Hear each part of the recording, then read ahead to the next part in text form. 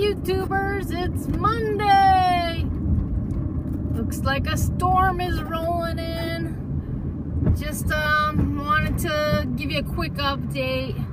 I'm still trying to work my way up to passing this test, so I don't feel confident, so I made the test till Friday afternoon. So I'm gonna keep taking a test every day until Friday now.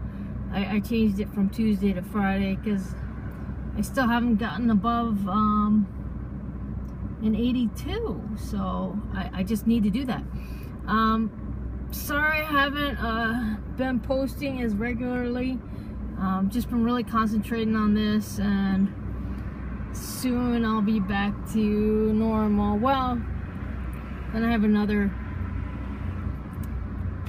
venture that I'm gonna start, which requires another course and another state test as well, which is a little more difficult than this one, but very excited. So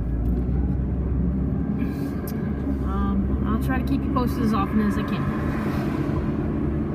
So shout out to everyone out there.